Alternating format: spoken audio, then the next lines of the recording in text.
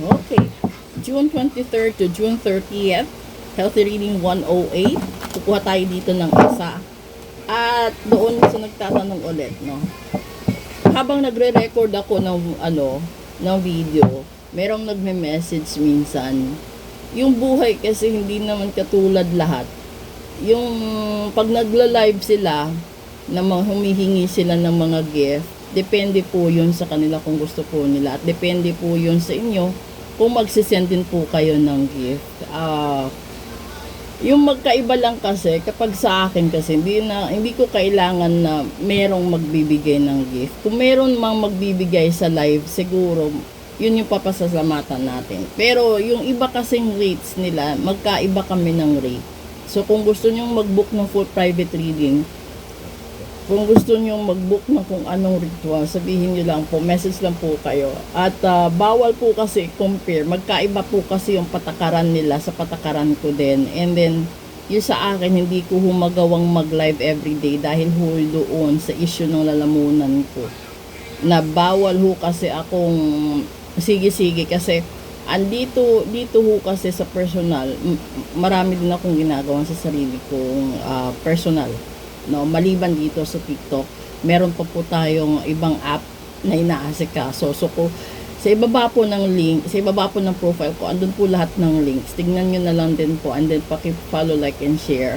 And ano ba tayo ngayon? Abangan nyo yung live, kasi possible mag-live ako mamayang gabi. It's either from 8 or 9 hanggang alas 10. So, subukan ko talaga kasi sa dami talaga na nagkakaroon ng appointments. Hindi ko masasagot lahat. Pero, kukuha tayo muna dito ng isa. Okay? Temperance. And you seek balance and moderation. So, uulitin ko, hindi ho kasi lahat ng tao the same ng blessings. Hindi rin lahat ng blessings magkasabay dumating. At hindi rin lahat ng tao nahahawakan yung swerte niya sa buhay. Ngayon yung lumabas dito is temperance. Kasi ibig sabihin nito, hanapin mo yung balanse. Yung balanse sa buhay mo, hanapin mo, and then maging moderate ka. Minsan, nakakalimutan kasi natin, no? Yung masyado tayong nakafocus sa iisang bagay, sa iisang sitwasyon, sa iisang goal, na hindi na natin nababalanse lahat. Halimbawa, masyadong mataas yung pangarap mo sa buhay na gusto mo na lang kumita ng pera.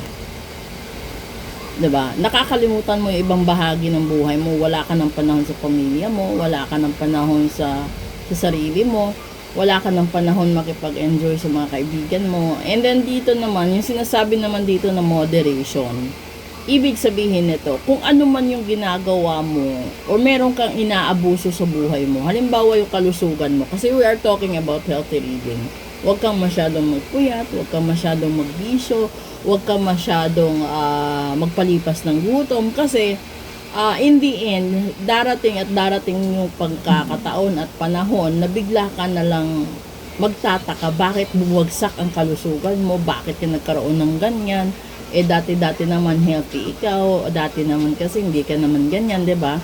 So, para maging updated din yung sarili mo, maging updated din yung family mo, you have to make it into a habit na mabalanse mo lahat. Yung pinakamahirap kasi balansehin is the set of your goals. In reality, maliban doon, kapag meron ka pang issue sa relationship, magkaiba yun. And then natural lang yung dinidiscuss natin dito, hindi pa ito kasama yung pinapakulam ka, pinapabarang ka, ginagayuma ka. And then meron lang po akong isi-switch sa inyo, no? Kapag nag-umpisa ho kayo sa ritual, huwag nyo hong babayaan. Kasi minsan, magtataka kayo, bakit kayo may inuumpisahan? And then, hindi bigla-biglaan nagkakaroon ng mga, yung para pag nasa computer kayo, parang nagkakaroon ng glitches, ganon. So, ngayon, yung gagawin po ninyo, is, kung gusto nyo mag-book ng full private reading, mag-book po kayo, and then, para malaman kung safe ba lumabas bukas o mamayang gabi, safe ba yung mga anak mo, safe ba lahat-lahat. Kasi yung buhay isa lang, no? Yung pagkakataon marami.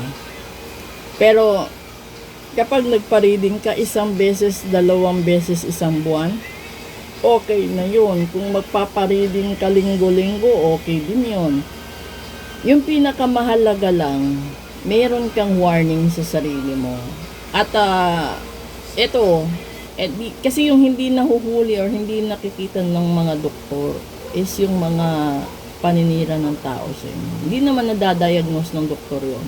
So the only thing na pwedeng makita yon, it's either mapupunta kayo doon sa healer, mapunta kayo doon sa mga reader na legit, maliban doon sa reader na ano lang talaga, yung hindi sila marunong manggamot. Ginagawa lang talaga nila is they do it via studies lang talaga. So ito yon. Babalikan natin yung card, yung baba ng deck na natin. You have the world, and then the top is you have the King of Swords. So ibig sabihin nito, kahit ano yung gawin mo, basta ma-regain mo yung balance sa lahat-lahat ng bahagi ng buhay mo, makakamit mo lahat ng pangarap mo, basta maging totoo ka lang sa buhay mo. Kasi hindi ka magiging successful, never ka magiging masaya kapag hindi ka rin totoo sa sarili mo. Kasi kung hindi ka totoo sa sarili mo, you will never be able to reflect that to other people. Hindi nila makikita na totoo ka.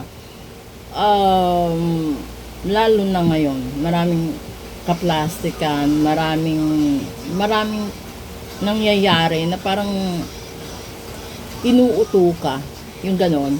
So, huwag kang magpadala sa ganun. Kung gusto mong gumanda yung buhay mo, kung gusto mong maging masagana ang buhay mo, kasi yung pinakamahalaga doon, yung kailangan mo mariging is the peace of mind. Tapos yung guarantee sa sarili mo na kahit anong mangyari, kaya kong tumayo sa sarili kong paa, kaya kong ilaban ang lahat ng trials na nakakaharap ko sa buhay. So, it might be in a relationship, in health, in business, in your work, within your family. Pero yung pinakamahalaga kasi, kaya mong balansehin lahat. So, ang magpapahiwatig nito is, kapag sinabi kasi ng card na balanse, huwag mo nang iasa sa iba. Huwag mong isandal sa iba. Dapat harapin mo sarili mong problema, panindigan mo sarili mong obligasyon, ano pa ba. Kung meron kang kailangan sa buhay mo, bago mo i-relay sa ibang tao, tanggapin mo. Kasi pinakamahirap, yung hindi mo matanggap ang sarili mo. Paano mo ihaharap ang sarili mo sa ibang tao kung ikaw mismo hindi mo tanggap ito? That is the Temperance card. And mostly kasi this is harmony and ito yung pinakamahirap sa pamilya, to live harmoniously, kasi magkaiba yung opinion nyo, magkaiba takbo ng utak nyo, magkaiba din yung goals nyo sa buhay. Pero hindi man maging perfect, at least you tried your best sa sarili mo, kasi you just have to be harmonious within yourself, and then that will reflect naman to other people as time goes by.